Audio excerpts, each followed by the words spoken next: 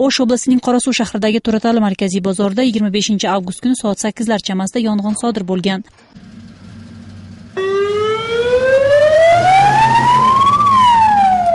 Yong'in oqibatida 6 ta kichik do'konlar va 18 ta sabzavotlar sotiladigan rastalar yongan. Meniki bir 15 ming so'm narsam bor edi. Mayli, nima qilamiz endi? Bizda svet bo'lmagan, biz svetimiz bu yerda yo'q. Qo'shnilardan nimasidan bo'ldi. Endi davoyimiz yo'q, hech qanday iloji yo'q. Ollodan bo'lgan ish, bu nima qilamiz? Yong'inga qarshi kurashish boshqarmasining xodimlari ta'kidlashicha, yong'inning chiqishiga 7 ta do'kondagi muzlatgichlar sabab bo'lgan. Mana buning причинasi tunuman xolodilnikda o'chiruvga ketibdi, xolodilnikda zamykание berib, mana xolodilnikda janag'day freon bo'ladi. Freon jaralgandan keyin уже bayog'i mesin o'rtin ploshida ko'payib ketganda bu yerda-chi какой-то misol uchun 1 minutda уже 1,5 metrga o'tib ketadi. 1 minut ichida o'rtin bayog'i meschi kuchi. O'sha buning ichida 4 xolodilnik bo'lgan deymiz. Qorasuv rayon yong'inga qarshi kurashish boshqarmasi rahbarining ta'kidlashicha, bu yerlarni buzib tashlash taklifi kiritilgan. Biroq bu bozorning rahbari tomonidan hech qanday choralar ko'rilmagan. Yong'inning chiqishiga mana shu sabablar ham turtki bo'lgan deyshadi yong'inga qarshi kurashish xodimlari. Misol uchun mana bozorning territoriyasida o'rtqisi qattiq turgan bo'lsa, bizda qiyinchiliklar yo'q bo'ladi. Sababi mana prilavkalar turadi, nimalar turadi. Именно janag'i o'rt qirsa bo'lgan yerda bu biz 2011-yili yanvar oyida bizning jana polnomochiyamiz boriladi. Biz patsnos deb turib предписание yozib berganmiz, alasinglar yo'ldan borib. Trekka qarshi bugungi ko'chayin bunday ishlayotadi, mana javoz ko'ryapsizlar o'rtanib ketdi. Shu yilning boshida Qorasuv rayonida 92 ta yong'in sodir bo'lib, o'tgan yilga nisbatan 15 hissaga ko'paygan. To'ratali bozorida bo'lsa 4-marotaba yong'in sodir bo'lmoqda. Yong'inga qarshi kurashish xodimlarining ta'kidlashicha, yong'in kelib chiqishining asosiy sababi fuqarolar elektr energiyasidan to'g'ri foydalanishmaydi. Bundan tashqari bu borada olib borilgan tushuntirish ishlarining kamligidadir.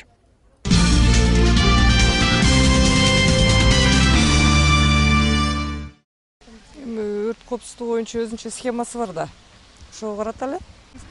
Бардық ишкана мекемелерде өзүнүн атайын өрт коопсуздугун коргоо боюнча каражаттар баягында курал жарактары туруш керек да, жабдыктарычы. Кайсы момент болсо дагы өрт коопсуздугунун кызматкерлери жылына жок дегенде бир жолу текшерүүдөн өткөрүп туруш керек. Мисалы үчүн баягы ток уланган жерлерде же болбосо атайын ошол өрт чыга турган коопсуз нерселердин бардыгын текшерүүдөн өткөрүп туруш керек да. Мен суранат элем өрт коопсуздугунун кызматкерлеринен. Ошол чындап текшерүү болсо, ошо бардыгы өзүнө өзү жооп бериш керек.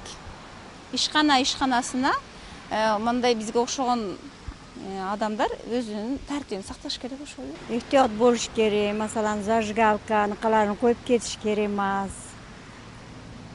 Yosh bolalarga gugut berish kerak emas.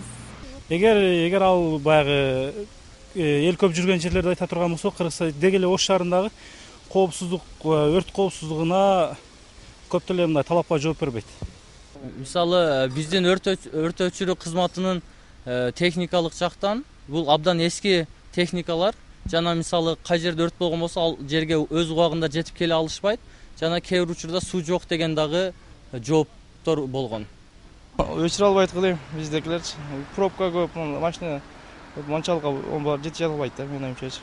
Азыркы учурда батылөө келип жеткелиши жакшы эле иштеп атат, бирок азыркы мурдагыдан караганда жакшы эле иштейт.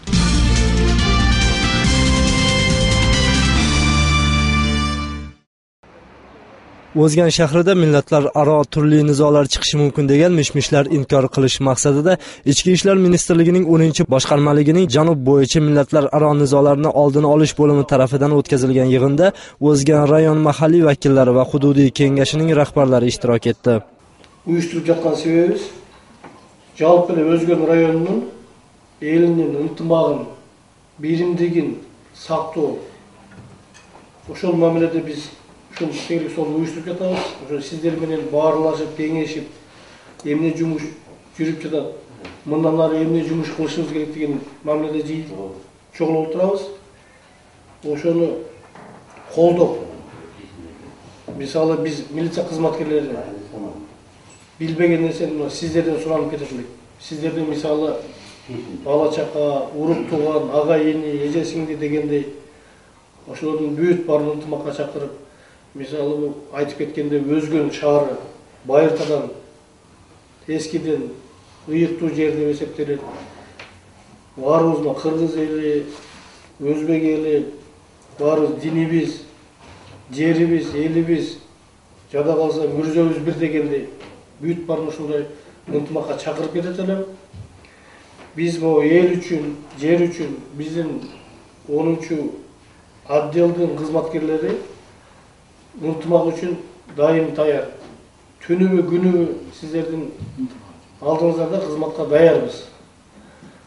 Ошондон бирге эле сиздерден сурап келдим. Ачык айкын айтып, эмне жумуш болуп атат, кемчилдик эмне, мындан ары эмне жумуш кылышыбыз керек, ошону акылдашып дегенде айтып нетип берип турсаңыздар жакшы болот эле деп эсептеймин. Yig'in davomida millatlar o'rtasida kelishmovchiliklarni chiqarmaslik uchun qanday tadbirlar ko'rish lozimligi haqida turli takliflar bildirildi. Bundan tashqari hududiy kengashlar tarafidan 10-bo'lim vakillariga savollar berilib, tegishli javob olindi.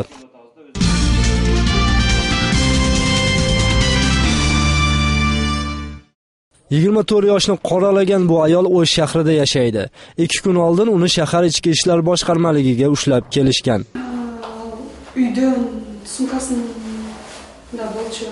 Биз кафеге кетип атканбыз. Ал мен колума берген. Мына сиздер туруп турсаң келгенден кийин алам. Ошо кыздар. Ошо.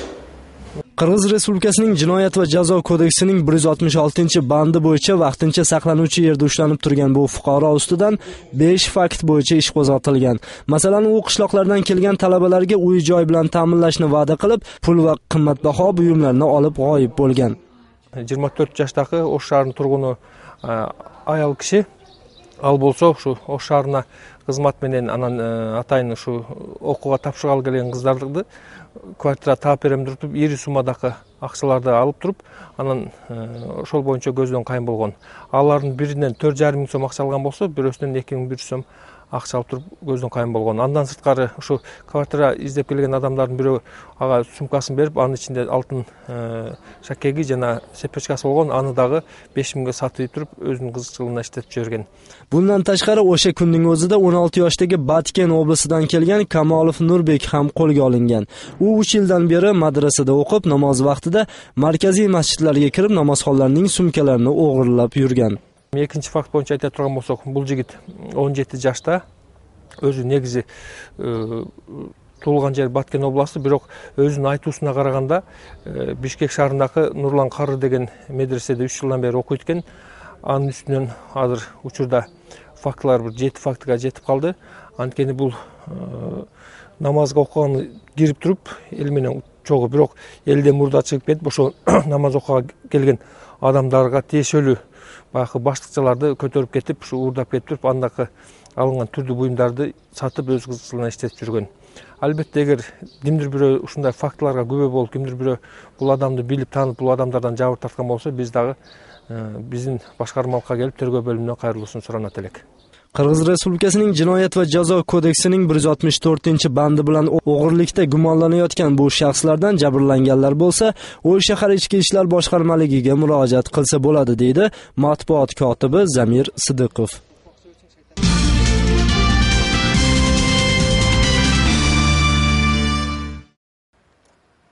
O'sh oblasining Qorasuv shahridagi Saray nomli markaziy yo'l kengaytirilmoqda. Saray qishloq hukumati tomonidan yo'l ta'miri uchun 8 million so'm xarajat bo'lingan. Bunga qadar nizomsiz qurilib, yo'ldan tashqariga chiqib ketgan qurilishlarning bari buzilgan. Mizomsiz bir iki prezidentin emesinde özün bastırıp alıp, mizomsiz qurup, yo'llarni shu yo'l 1 metr yerine deri kelgende ba. Stroyka qilishib, ошондон январда баягы координацион эменин чечими менен чечим чыгарып, ушул мыйзамсыз жолду кеңейтүү, базардын ичинде иретке келтирүү боюнча биздин сарай өкмөтүнө ушуну кат жолдоп, каттын негизинде ошол токтомдун негизинде анан биз şu yanvardan başlap sunos başlaganmızda. Bu yo'l Turatali bozoriga kelgan avtomashinalar to'xtovchi joy bo'lgan. Yo'lning torligi esa haydovchilarga bir qator noqulayliklar yaratgan. Endi bozorga kelganlar yo'lning kengaytirilayotganidan xursand. Abdan sonun bo'ldi. Burada görçülerga unday probka bolurchilar, mashina botpaytilar, ana mına uydun eleri kelip alıp stanka beresin dep bizni qiynaçı. Hazır una kelip alıp yol kengiri, abdan sonun rahmat sizlarga.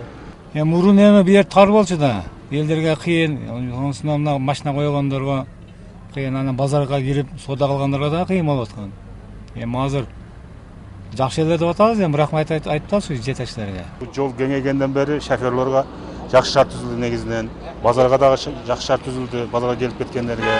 Мына кеңейип, эки жака тең туруучу жайлар дагы көбөйүп, машина кеңири чыгып кире турган болду, пробка азайды. Кыскасы базардагыларга дагы бери келип кеткен транспортторго дагы абдан жакшы шарт түзүлүп калды. Ушуну жетектеген район жетекчилери, өкмөт жетекчилерине чоң рахмат. Элдин атынан ыраазылык билдиребиз. Дайым ушундай иштер көбөйө берсе, базардын немеси жакшырат, мындан ары да өнүгүп өсөт.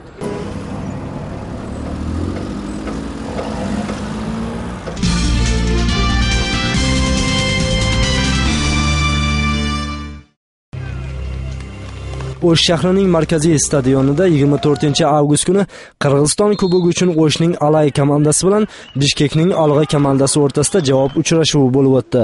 Birinchi bo'limda hisob ochilgani yo'q. Ikkinchi bo'limda esa qo'shimcha vaqtning so'nggi sekundlarida Alay bir gol kirgizib, 1-0 hisobida Alg'ani yengdi.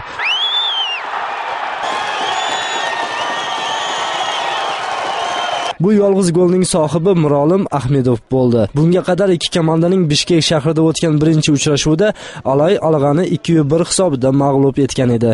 Ikki o'yin natijasiga ko'ra Alay 3-1 hisobi bilan futbol bo'yicha Qirg'iziston Kubogining finaliga chiqdi. Эми ойын деген ойын, мүмкүнчүлүгүбүздүн болушунча ойнодук. Чарчагандыктанбы же оюбузда жеңебиз деген ой болгондуктанбы билбейм. Ойын өтө начар өттү. Мындай мелдеште биз ойногон эмес элек. Бирок жыйынтыгы эң сонун болду. Акыркы секундаларда биз 1-0 эсебинде жеңдик. Бизди колдогондорго рахмат. Эми мындан ары да иштей беребиз. За помощь. Будем теперь работать, будем стараться. Final o'yini 31-avgustda Mustaqillik kuni munosabati bilan o'tkaziladi. Unda Alay komandasi Bishkekning Dordoy komandasiga qarshi o'ynaydi. Eslatib o'tsak, o'tgan yili Qirg'iziston Kubogida Dordoy komandasi g'olib bo'lgan edi.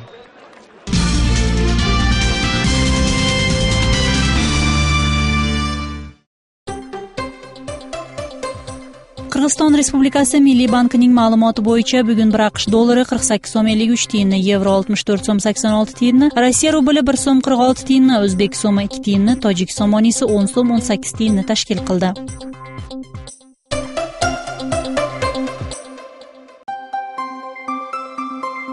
Qirg'izgidrometning xabar berishicha 27-avgustda yurtimizda yog'ingarchilik kutilmaydi. G'arbdan esgan shamolning tezligi 4-9 metrga yetadi. Havoning harorati Batken oblastida 14-19 daraja, kunduz 29-34 daraja issiq bo'ladi.